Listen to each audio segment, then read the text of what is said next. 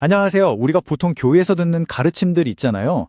그런데 성경을 직접 들여다보면 그 너머에 창세로부터 감추어진 비밀이 있다고 해요.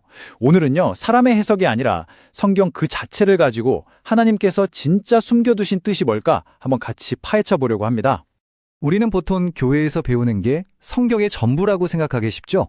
근데 하나님은 바로 그 성경 안에다가 창세부터 감춰온 더 깊은 비밀이 있다고 직접 말씀하시거든요.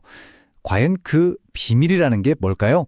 바로 그 비밀의 열쇠가 오늘 우리가 살펴볼 마태복음 13장에 있습니다.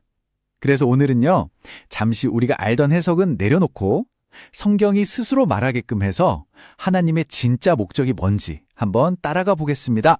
자, 그럼 본격적으로 한번 들어가 볼까요? 맨 처음에 딱 부딪히는 질문이 바로 이거예요. 아니, 예수님은 왜 그렇게 중요한 천국 비밀을 누구나 알기 쉽게 딱딱 말씀해 주시면 좋을 텐데 왜 굳이 어려운 비유로 말씀하셨을까요? 그게 더 알아듣기 힘든 거 아니었을까요? 정말 놀랍게도 성경은 여기에 대해서 아주 명확한 답을 줍니다.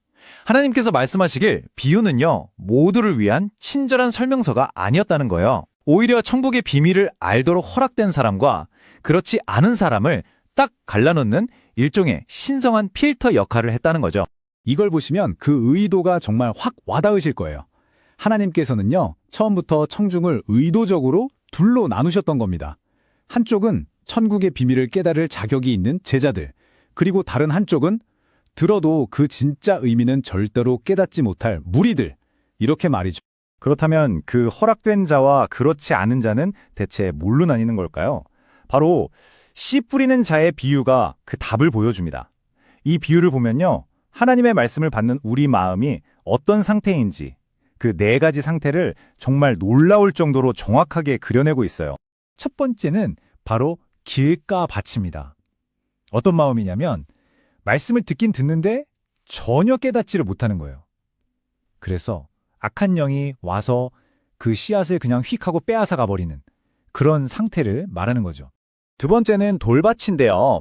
이 마음은 말씀을 들을 땐 막 기쁘게 받아요. 그런데 마음에 뿌리가 없다 보니까 조금만 힘든 일, 환난이나 박해가 오면 곧바로 넘어져 버리는 그런 마음을 상징합니다. 세 번째는 가시떨기 밭이에요. 이건 뭐냐면 세상 걱정거리나 돈의 유혹 같은 게 마음속 가시덤불처럼 막 자라나는 거예요. 그래서 말씀의 기운을 그냥 꽉 막아버려서 결국 아무런 열매도 맺지 못하는 상태를 말합니다. 그리고 마침내 하나님께서 그토록 찾으시는 좋은 밭이 나옵니다. 이 마음은요, 말씀을 듣고 그걸 온전히 깨닫는 마음이에요. 그래서 30배, 60배, 많게는 100배의 놀라운 결실을 맺는 바로 그 마음인 거죠. 자, 지금까지 나온 이야기들을 쭉 종합해보면 핵심이 아주 명확해집니다. 하나님께서는요, 처음부터 인류를 딱 두 종류로 보고 계셨던 거예요. 마치 아브라함에게 약속하셨던 것처럼 말이죠. 무리대, 그러니까 대다수의 사람들은 바닷가의 모래와 같아요. 세상적이고 그 수는 어마어마하게 많지만 영적인 일에는 관심도 없고 통찰력도 없죠. 반면에 제자들은 하늘의 별과 같습니다. 바로 이들이 천국의 비밀을 물려받는 진짜 영적 상속자들이라는 겁니다. 아니, 그럼 하나님은 왜 이렇게까지 하시는 걸까요?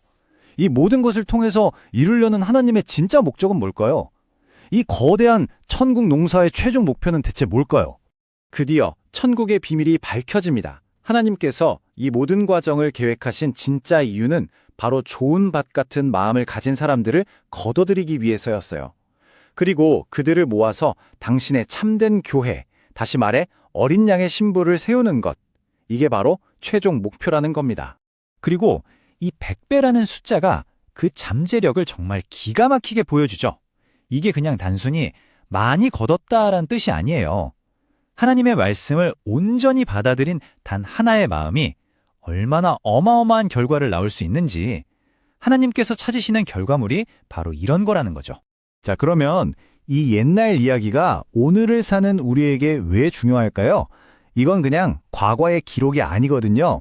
바로 지금 여러분의 영적인 상태를 딱 비춰보는 하나님의 거울과도 같은 말씀이기 때문입니다. 혹시 오늘 말씀을 들으시면서 마음에 뭔가 울림이 있었거나 이 감추어진 진리를 정말 더 깊이 알고 싶다 이런 마음이 드셨다면요. 다음 카페에 금 기름 붓는 집이라고 있거든요. 한번 방문해 보시면 더 많은 것을 발견하실 수 있을 겁니다. 이제 이 모든 설명의 끝에서 오직 여러분 자신만이 답할 수 있는 단 하나의 질문이 남았습니다. 여러분의 마음은 지금 이 네 가지 밭 중에 과연 어떤 밭인가요?